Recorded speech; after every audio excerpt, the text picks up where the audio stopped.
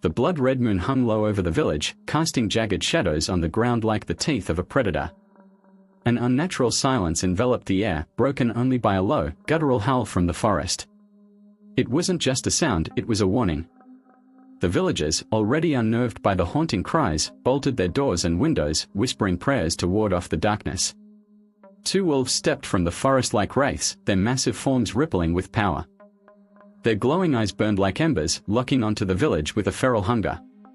The larger of the two, a hulking beast with silvery fur streaked with black, growled low and deep, its breath curling in the cold air. The smaller wolf, leaner and faster, licked its blooded maw. The village was still, its people frozen in terror, unaware that their worst nightmare had already begun. The attack came swift and merciless. The wolves descended on the square, scattering the few villagers brave or foolish enough to be outside. An elderly man, his walking stick clattering to the ground, tried to fend off the larger wolf. But the beast found his throat, silencing his cries in a brutal instant.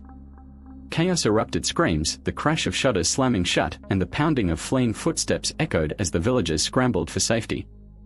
When the wolves finally disappeared back into the shadows of the forest, they left devastation in their wake. At the heart of the square, the old man's lifeless body lay crumpled on the cobblestones, his blood pooling beneath him. The villagers gathered, grief and fury mingling on their faces. He wasn't just any villager, he had been the king's closest friend, a man revered and loved by all. Grief turned to rage as the village elders convened under the cursed moonlight. Torches flickered, casting ominous shadows across their determined faces. "We cannot let this stand," one elder declared, his voice heavy with sorrow. "The wolves must be destroyed before they come for us all." Preparations began at dawn. Men sharpened spears and arrows with grim focus, their calloused hands trembling only slightly. Women packed provisions, their movements swift but silent. Even the children, though too young to join the fight, watched with wide, fearful eyes as their fathers and brothers readied themselves for war. By the time the sun rose, a group of 20 villagers, armed and resolute, marched into the forest. The dense woods closed in around them, swallowing the torchlight. The first night was restless, glowing eyes watched them from the shadows, and every snapping twig sent hearts racing. On the second day, signs of the wolves were discovered, claw marks raked across tree trunks, paw prints embedded in the soil, and tufts of fur snagged on branches. But it was the second night that brought true terror.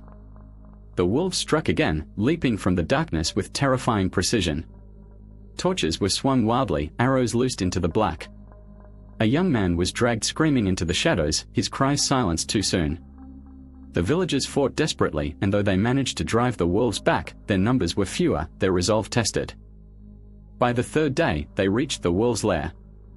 The cave loomed like the mouth of a great beast, hidden behind vines and jagged rocks. The villagers steeled themselves and entered, torches blazing. The battle within was brutal and chaotic. The larger wolf was brought down quickly, but the smaller one escaped, its snarl of defiance echoing into the night. At dawn, the villagers cornered the remaining wolf at the edge of a rocky cliff. It fought with desperation, its claws slashing and teeth snapping, but it was no match for the villagers' coordinated attack. With a final, guttural growl, the beast fell, its blood soaking the ground as the rising sun bathed the scene in golden light. Exhausted but triumphant, the villagers returned home, carrying the wolves' bodies as trophies. Yet their victory turned hollow upon arrival. News awaited them: the king had passed away 2 days prior, unable to bear the grief of losing his lifelong friend. The village plunged into mourning once more, realizing that even vengeance could not undo the scars of their loss. Under the golden light of the rising sun, the villagers buried the wolves and their king on the same day. The forest fell silent once more, but the weight of their journey lingered in their hearts, a reminder of the price of peace. The blood-red moon was gone, but its curse lingered in their hearts forever.